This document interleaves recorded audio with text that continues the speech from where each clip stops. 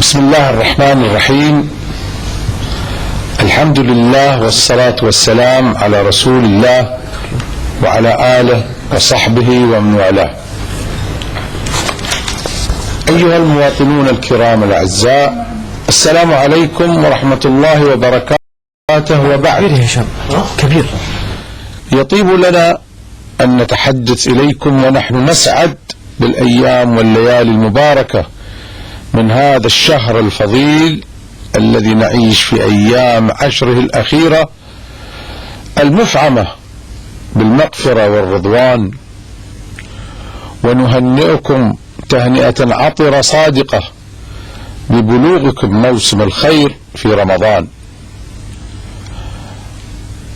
معتزين بإحيائكم المجالس الرمضانية وتلاقيكم الجميل في رحابها، فالالتقاء ونبذ الفرقة بين أبناء الشعب الواحد من العادات الحميدة التي ينبغي أن تستمر دائما وأبدا.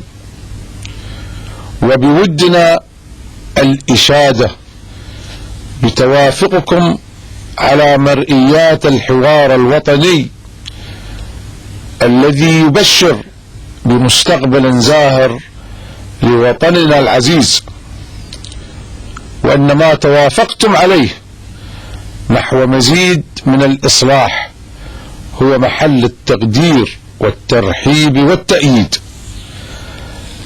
كما نهنئكم بقرب حلول عيد الفطر المبارك، أعاده الله علينا وعلى بلادنا وعلى شعبنا وعلى جميع المسلمين أعواما عديدة وأزمنة مديدة بالأمن والإيمان والسلام والصحة والعافية، آملين أن تشهد بلادنا العزيزة انطلاقة مثمرة من العمل المنتج والوئام والاستقرار في ظل مسيرتنا الإصلاحية الميمونة، وأن المتأمل لما حدث من أحداث متلاحقة يدرك أن المخرج الوحيد والأمثل للنهوض من جديد هو وحدة الكلمة وجمع الصفوف ونبذ الفرقة والخلاف، امتثالا لأمر الله تعالى في قوله سبحانه: واعتصموا بحبل الله جميعا ولا تفرقوا. واليوم من واجب الأمة أن تتناسى خلافاتها وأن تتوجه نحو وحدتها في خضم عالم لا يعترف إلا بالقوة، والقوة لا يصنعها بعد التوكل على الله إلا التكتلات الناتجة عن الوحدة والتلاحم. فالأمة تملك رصيدا حضاريا من الجوامع والمشتركات الكفيلة بتحقيق وحدتها على قواعد متينة، فهي أمة القبلة الواحدة والكتاب الواحد والرسول الواحد والإله الواحد لا شريك له سبحانه وتعالى. إن وحدة الأمة حلم ينشده المخلصون من أبنائها ويتنادى به كل عاقل فيها، وكما قال تعالى: وجعلناكم شعوبا وقبائل لتعارفوا. أيها الإخوة المواطنون، لقد كانت الفترة الأخيرة مؤلمة لنا جميعا، ورغم أننا نعيش في بلد واحد إلا أن البعض قد غفل عن حتمية التعايش بين الجميع، وبناء عليه فإنه يجب علينا ألا نحيد عن ثقتنا وإيماننا بالمستقبل الواحد المشترك وألا نفقد ثقتنا في بعضنا البعض كإخوة وزملاء ومواطنين مهما تنوعت أطيافنا في هذا الوطن العزيز. وإننا جميعا نشأنا على هذه الأرض الطيبة التي تضم الجميع، وتاريخنا يشهد بأن تعايشنا قد وضع بلدنا في مصاف الدول المتحضرة والمنتجة والمتطورة في العالم. فلا أحد منا يريد أن يعيش وحيدا بطيفة وأن يستبعد الآخرين. إن نجاحنا هو في إخاءنا المتنوع في ثقافاته والمتوحد في وطنيته وحضارته. وإن شهر رمضان المبارك قد أسهم في إعادة اللحمة وصفاء القلوب بين أبناء شعبنا الواحد، وأعاد ما في ذاكرتنا جميعا من تواصل وتراحم وأخاء ولدنا وترعرعنا جميعا عليه. وهذا خير دليل على أصالة شعبنا وقوة إيمانه ووطنيته الخالصة المشهودة.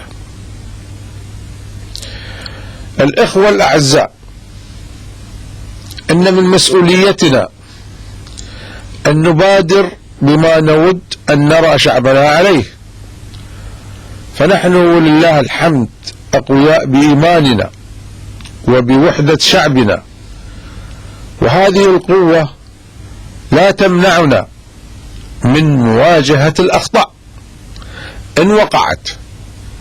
فرغم التزامنا التام بتوفير الأمن والسلامة والطمأنينة لشعبنا، إلا أنه لا يرضينا أن يتعرض أي من أفراد شعبنا بما يمس أمنه وحريته ومصدر رزقه وتحصيله العلمي، بما يبقي في نفسه مرارة تؤثر على عطائه لوطنه. فالتسامح والابتعاد عن العنف هو ما نصبو إليه، وليس التشدد في العقاب بما يؤثر على وحدتنا وتلاحمنا وتعايشنا الوطني. وهذا يتطلب أن نبني جسور الأخوة والصداقة لتجتمع القلوب على ما هو خير للجميع.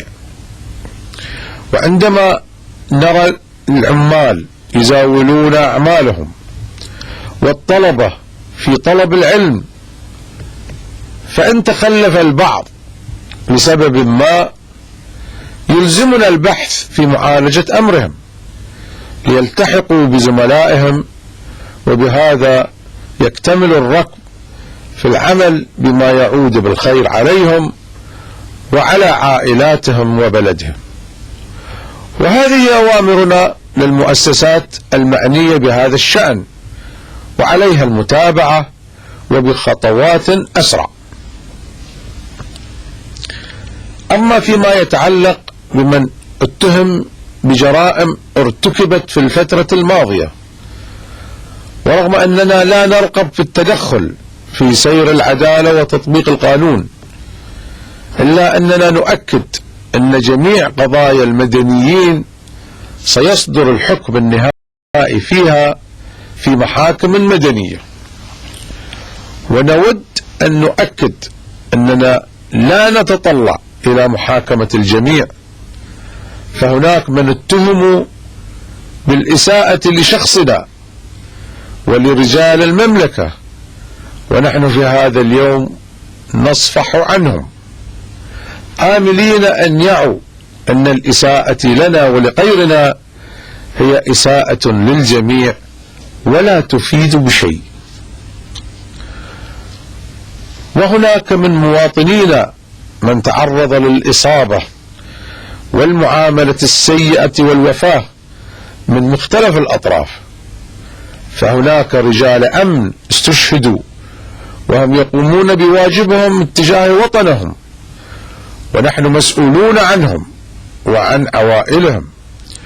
وهناك من قبض عليه ومن ثم أثبت التحقيق بأنه قد تعرض وبصفة فردية للمعاملة السيئة والإساءة، وهو قيد الاحتجاز، وهذا شيء لا يرضي الله سبحانه وتعالى ولا يرضينا.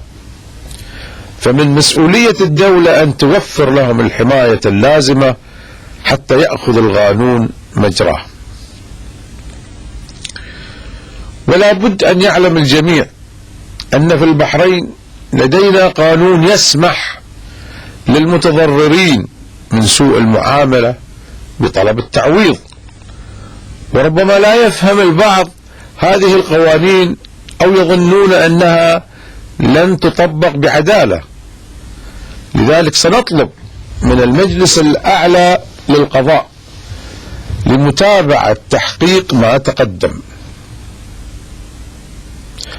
وما اللجنة المستقلة لتقصي الحقائق إلا خير دليل على التزامنا الكامل لمعرفة الحقيقة ولإعطاء كل ذي حق حقه، شاكرين ومقدرين لهم صبرهم وجلدهم في عملهم النبيل. ختاما نسأل الله تعالى أن يصلح أحوالنا وأحوال العرب والمسلمين في كل مكان، وأن يوحد صفوفنا ويؤلف بين قلوبنا، وأن يتقبل منا ومنكم الصيام والقيام وصالح الأعمال في هذا الشهر الكريم، وأن يوفقنا وإياكم لخدمة ديننا، وأن يحفظ مملكتنا ويديم علينا نعمة الأمن والأمان والاستقرار والسلام، إنه سميع مجيب الدعاء. وكل عام وأنتم بخير، وصلى الله وسلم على نبينا محمد وعلى آله وصحبه، وسبحانك اللهم وبحمدك نشهد أن لا إله إلا أنت، نستغفرك ونتوب إليك، والسلام عليكم ورحمة الله وبركاته.